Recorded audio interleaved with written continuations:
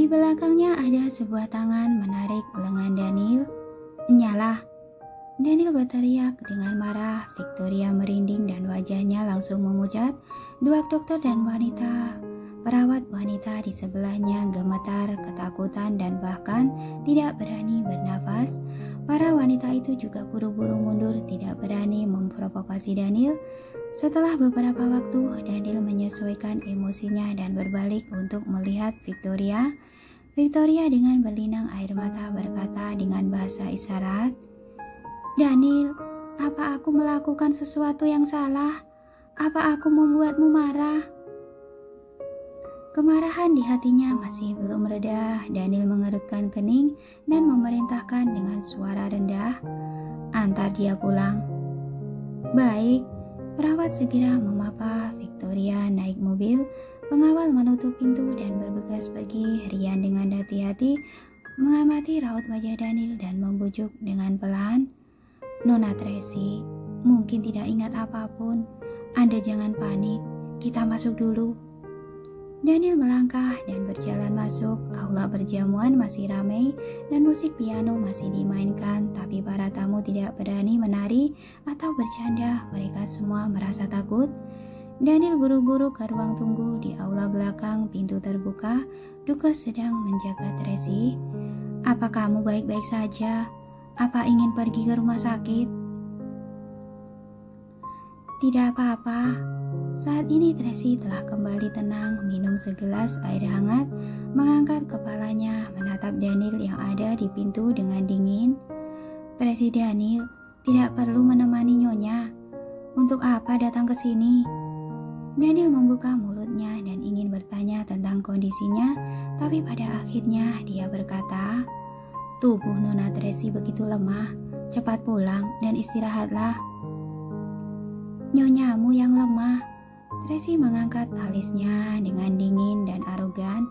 "Tidak peduli di dunia bisnis atau medan perang, aku Tracy Moore tidak akan berbaik hati." "Lebih baik seperti itu." Daniel menatapnya dalam-dalam lalu berbalik dan pergi. Dia menatap ke bawah dan mengepalkan tangannya. Jelas-jelas merasa tertekan, tapi dia tidak bisa memeluknya dan menjelaskannya. Perasaan semacam ini benar-benar buruk. "Apa yang terjadi?" Duke melihat ke arah Daniel pergi dan butuh beberapa saat baginya untuk sadar kembali, lalu bergumam pada dirinya sendiri. Kenapa semua orang bilang wanita itu adalah istri Daniel? Bukankah istrinya menghilang? "Kamu keluar saja dulu, para tamu di luar sedang menunggu." Tracy tidak mendengar perkataan Duke dengan jelas, malah mendesaknya untuk keluar dan menyapa para tamu. "Kemarin dia sudah mengacaukan acara. Jangan biarkan Daniel merusak acara ini lagi." "Oh, benar. Kalau begitu, aku akan keluar dulu." Duke dengan cepat bangkit berdiri dan pergi. Setelah beberapa langkah, ia berbalik dan bertanya padanya, "Apa kamu baik-baik saja?" "Tidak apa-apa, aku hanya akan merias wajah sebentar, lalu keluar." Tracy tersenyum padanya. "Iya." Duke buru-buru pergi. Mata Tracy berangsur-angsur menjadi dingin dan dia memerintahkan, "Selidiki siapa wanita itu." "Aku sudah menyelidikinya." Naomi bekerja dengan sangat cepat. "Dia adalah putri dari keluarga Hilton, adik tiri Linda Hilton. Ini adalah informasi lengkap mengenai dirinya." Tracy melihat dokumen sambil tersenyum dingin. Ternyata bisu. Kekayaan keluarga Wellens begitu berlimpah, tapi malah menikahi seorang wanita bisu. Paula sangat bingung. Cari tahu berita pernikahan mereka pada tahun itu. Tracy memerintahkan. Semua berita berkaitan, termasuk foto video pernikahan semuanya. "Baik." Naomi segera pergi melaksanakannya. Pelayan melihat wajah Tracy kemudian merapikan pakaian dan rambutnya. Tracy bangkit dan berjalan menuju aula utama. Pada saat ini aula utama telah kembali ramai seperti sebelumnya. Duke Louis menyapa semua orang dengan ramah, baik Pak Stephen maupun Pak Marlon, dengan keras menegur istri mereka dan menyuruh mereka agar tidak berbicara lagi malam ini. Dari tadi malam hingga hari ini kedua wanita itu telah menyinggung Daniel beberapa kali dan sekarang mereka menjadi gelisah sambil duduk di sudut ruangan, tidak berani berbicara lagi. Melihat Tracy yang marah, Daniel berjalan mendekat seperti angin dan tiba-tiba memerintahkan Ryan, "Beritahu Thomas, hapus semua informasi pernikahan di tahun itu. Jangan biarkan siapapun menemukan petunjuk apapun." "Baik." Ryan segera pergi melaksanakan. Daniel tahu bahwa Tracy saat ini bukan lagi Tracy yang dulu. Dengan temperamennya saat ini, jika dia menemukan sesuatu bukti, dia mungkin akan benar-benar membencinya hingga tulang, lalu akan membalaskan dendamnya pada keluarga Wellens. "Presiden Daniel, mari kita bersulang." Pada saat ini Pak Stephen dan Pak Marlon membawa istri mereka untuk meminta maaf. "Istriku berkata sembarangan dan membuatmu tidak senang. Kami mohon maaf." "Maaf, Presiden Daniel, kita tidak pandai bicara." Kedua wanita itu bersama-sama bersulang untuk Daniel. "Jika tidak pandai bicara, jangan bicara." Daniel menjawab dengan dingin. Kedua wanita itu tersipu malu, menundukkan kepala, tidak berani bernafas. Pak Stephen dan Pak Marlon juga menjadi malu. Daniel tetap mengangkat gelas, menyulangkan dan menerima permintaan maaf lalu berjalan pergi. Mereka berdua menegur istri mereka dengan suara rendah. "Jika nanti bicara sembarangan lagi, aku akan menyumpal mulutmu. Tidak ada yang akan berpikir kamu bodoh jika kamu tidak berbicara." Tadi Mary Tracy mimisan, tapi sekarang dia bisa bersosialisasi dengan seperti biasanya. Para tamu bersulang dan mengobrol dengannya, bahkan mulai membayangkan detail kerjasama.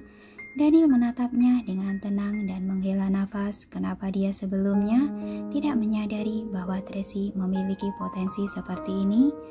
Hanya dalam 2 tahun perubahannya sangat drastis. "Daniel, ayo duduk, kita makan malam." Duke menarik Daniel untuk duduk di meja panjang dan mengajak semua orang untuk bergabung. Sebuah meja yang panjang, pria dan wanita duduk bersebelahan dan pasangan saling berhadapan. Duke duduk di sisi utama, di sebelah kiri dan kanannya ada Daniel dan Tracy yang duduk berhadapan. Setelah duduk, Duke mulai berbicara lalu memainkan piano dan semua orang mulai makan dengan diiringi musik piano yang romantis dan merdu. Daniel melirik Tracy yang sedang mencicipi anggur dan berkata tanpa ekspresi, "Jika sedang tidak sehat, kurangi minum anggur. Khawatirkan saja istrimu." Tracy menggoyangkan gelas sambil tersenyum dingin dan arogan. "Aku tidak akan mencampuri urusanmu. Dia bukan istriku." Daniel menjelaskan dengan suara rendah. "Hah?" Tracy mencibir mengejek lalu memelototinya dengan tatapan sangat jijik. "Kamu menganggapku idiot." Daniel terdiam, dia malas untuk terus menjelaskan. Pada saat ini Duke selesai memainkan piano, dia mengangkat gelas bersama semua orang untuk merayakan kerjasama dan juga menyambut Tracy untuk bergabung. Tracy berdiri dan mengangkat gelasnya bersulang dengan semua orang. Semua tamu memandang Daniel di suasana seperti ini. Daniel tidak bisa membuat Tracy malu, dia berdiri untuk bersulang dengannya. Melihat Daniel mendentingkan gelas dengan Tracy, semua orang akhirnya menghela nafas lega. Mereka mengetahui dari Duke bahwa Tracy dan Daniel mempunyai kesepakatan. Jika dia mendapatkan dokumen otoritas lembaga olahraga dari negara Imbron, dia dapat secara resmi bergabung ke dalam proyek ini. Mereka percaya dengan adanya kekuatan dari keluarga Moore, maka akan mudah untuk memenangkan proyek ini. Jadi mereka menyambut Tracy Moore lebih awal. Sedangkan Daniel tidak menghentikan atau keberatan dengan hal ini, maka ini menunjukkan bahwa dia telah menerima Tracy untuk bergabung pada proyek ini. Suasana akhirnya menjadi lebih harmonis dan semua orang juga menjadi lebih santai. Mulai saat ini perjamuan terlihat seperti perjamuan yang sebenarnya. Duka mencari kesempatan untuk mengajak Tracy berdansa dan Tracy langsung setuju. Mereka berdua menari waltz romantis dengan alunan piano yang merdu seperti sepasang kekasih yang sudah ditakdirkan bersama, menarik pujian dari para tamu. Daniel memandang mereka, mengerutkan keningnya. Dia berulang kali mencoba untuk meredupkan perasaan Duke pada Tracy, tapi tak disangka Duke begitu gigih. Sepertinya Daniel telah meremehkan kegigihan pesaingnya ini. Setelah lagu selesai, Duke masih melingkarkan lengannya di pinggang Tracy, enggan untuk melepaskannya. Tracy meletakkan jari di dadanya dengan anggun, lalu dengan lembut mendorongnya menjauh dan berbalik untuk pergi. Pada saat ini Duke tiba-tiba berlutut dan mengangkat cincin berliannya untuk menyatakan cinta. "Tracy, jadilah pacarku." Terdengar sorakan dari para tamu, semua orang terkejut dan tidak menyangka akan ada kejutan seperti ini. Semua tamu bangkit berdiri dan membantu Duke. "Terima, terima." Daniel mengerutkan kening. Dia telah berteman dengan Duke selama bertahun-tahun, tapi dia tidak tahu anak ini ternyata punya keberanian seperti ini. Dia jelas-jelas sudah mengingatkannya berulang kali untuk menjauh dari Tracy. Dia mengira Duke akan mendengarnya, tapi tak disangka malam ini dia malah menyatakan cinta pada Tracy di depan semua orang. "Duke, apa yang kamu lakukan?" Tracy melirik orang-orang di sekitar, mengerutkan kening dan menekan emosinya. "Berdiri dulu." "Kamu, jawab aku dulu." Duke menatapnya dengan penuh kasih sayang. "Tidak apa-apa, kamu jangan merasa tertekan. Bahkan jika kamu menolakku, aku akan terus menunggumu." Tracy menatapnya terdiam sesaat dan berkata, "Aku akan memberikan jawaban setelah aku kembali dari negara Emron." "Benarkah? Baguslah." Duke sangat gembira. Sebenarnya dia tahu bahwa malam ini Tracy tidak akan menerimanya, tapi dia sudah sangat senang karena Tracy memberinya waktu untuk mempertimbangkannya. Tracy membantu Duke berdiri, memeluknya sejenak, dan mereka berdua duduk bersama. Pada saat ini Tracy tanpa sadar menatap Daniel dan Daniel juga menatapnya. Mereka berdua saling berpandangan dan cahaya rumit terpancar di mata satu sama lain. Tracy mengalihkan pandangannya dan sikapnya tetap dingin dan arogan. Daniel menurunkan pandangannya dan mencicipi anggurnya. Dia tampak tenang, tapi hatinya sangat bergejolak. Dilihat dari sikap Tracy tadi, dia tidak menolak Duke. Mungkin seperti yang Thomas katakan, sekarang dia tidak lagi peduli dengan perasaannya dan dia lebih mementingkan kepentingan keluarga Moore. Di bawah pengandaian seperti ini, sangat mungkin dia akan menerima Duke. Sedangkan Daniel telah melalui banyak hal dan sekarang dia jauh lebih tenang. Dulu karena cemburu dia akan melakukan tindakan kejam dan brutal, tapi sekarang dia bisa lebih tenang dan rasional dalam menghadapi persoalan ini. Bahkan jika hatinya tertekan dan terganggu, dia tetap tidak akan melakukan tindakan brutal. "Duke Louis, Nona Tracy Moore, mari kita bersulang." Para tamu bersulang dengan Duke dan Tracy satu demi satu mengatakan bahwa mereka merupakan pasangan serasi dan berharap Tracy dapat mempertimbangkan Duke. Tracy tersenyum tanpa mengucapkan sepatah kata pun, tidak mengatakan setuju ataupun menolak. Di mata semua orang mereka menganggap Tracy sudah tertuju. Semua orang percaya bahwa Tracy hanya sedang menguji Duke untuk sementara waktu. Dia sedang menahan gengsinya karena berasal dari keluarga terpandang. Cepat atau lambat mereka akan bersama. Suasana langsung menjadi romantis dan alunan musik piano menjadi musik tema percintaan. Suasana menjadi hidup kembali, ada yang berbicara dan ada yang tertawa. Hanya Daniel satu-satunya yang duduk di sudut ruangan mencicipi anggur dengan tenang dan tidak bergabung dengan dalam suasana yang ramai ini. Ia terlihat seperti orang asing. Setelah minum beberapa gelas anggur, Daniel meletakkan gelas, lalu bangkit berdiri dan mengenakan mantelnya. Duke dengan cepat mendekatinya. "Daniel, ayo minum bersama." "Aku pulang dulu." Daniel mengangkat sudut bibirnya. "Kalian nikmati saja." Seketika dia berbalik dan memandang Tracy. "Semoga besok perjalananmu lancar." "Terima kasih." Tracy mengangkat sudut bibirnya dan tersenyum dingin. "Presiden Daniel, kenapa tidak duduk sebentar lagi?" Yang lainnya menyapa dengan hati-hati. Daniel melambaikan tangan dan berbalik, lalu melangkah pergi. Rian mengikuti dari belakang. Melihat penampilannya yang tenang dan rasional, dia tidak bisa menahan nafas dalam hatinya. Tuannya ini benar-benar sudah dewasa. Jika emosinya masih sama dengan 2 tahun yang lalu, Duke sudah berbaring di lantai sambil mimisan. Ketika mereka naik mobil, Daniel melirik ke belakang. Duke dan Tracy berjalan ke teras di lantai 2, bersandar di pagar pembatas. Angin malam bertiup dan mereka sedang mengobrol. Mereka berdua begitu akrab dan suasananya sangat romantis. Duke melepas mantelnya, mengenakannya pada Tracy dan melingkarkan lengannya di bahunya.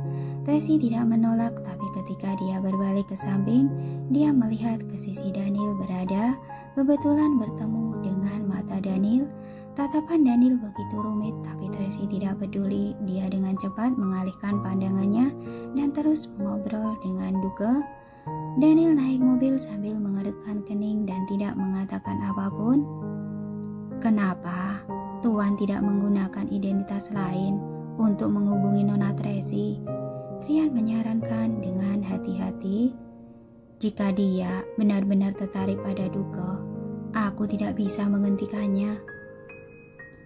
Suara Daniel terdengar sangat tenang, tapi tatapannya mengungkapkan hatinya yang gelisah. Rian tidak berani berbicara lagi, jadi dia hanya bisa diam di sampingnya. Segera mereka kembali ke Hotel Hot Spring. Daniel ingin kembali ke kamarnya untuk beristirahat, namun dia bertemu Victoria di ruang tamu di lantai 1. Victoria sedang duduk di sofa, memeluk bantal dan menunggunya dengan cemas. Melihat Daniel berjalan masuk, dia buru-buru bangkit berdiri untuk menemuinya dan bicara dengan bahasa isyarat. "Daniel, aku ingin bicara denganmu." Daniel berhenti melangkah dan menatapnya sambil mengerutkan kening. "Aku tahu hari ini aku pasti sudah merepotkanmu, tapi aku tidak bermaksud demikian." Air mata mengalir di mata Victoria dan dia menjelaskan dengan rasa bersalah dan panik. "Aku seharian berdiam diri di kamar dan merasa agak bosan, jadi aku ingin jalan-jalan. Ketika aku melihat pengawal membawa pakaianmu dan hendak mengantarnya ke perjamuan makan, jadi aku berinisiatif untuk mengantarkannya padamu. Aku benar-benar tidak punya maksud lain." "Aku tahu," Daniel menjawab dengan santai. "Istirahatlah, selamat malam." Kemudian dia langsung naik ke atas. Victoria melihat punggungnya, wajahnya menjadi muram. Dia menundukkan kepala dan air mata menetes. "Nona Victoria, jangan sedih. Presiden Daniel percaya padamu." Perawat berbisik, "Istirahatlah, jangan berpikir sembarangan." Daniel kembali ke kamar, melepaskan mantel, melepaskan dasi, membuka kancing kemeja, lalu menuangkan segelas anggur dingin dan duduk di sofa. Pada saat ini ponselnya berdering panggilan masuk dari tuan besar. Daniel merasa sedikit kesal, jadi dia mematikan suaranya dan tidak mengangkat panggilan itu. Memikirkan Tracy yang sedang bermesraan dengan Duke dan ada kemungkinan hubungan mereka akan berjalan ke tahap berikutnya, perasaannya menjadi campur aduk dan rumit. Dia minum anggur segelas demi segelas di bawah cahaya rebut.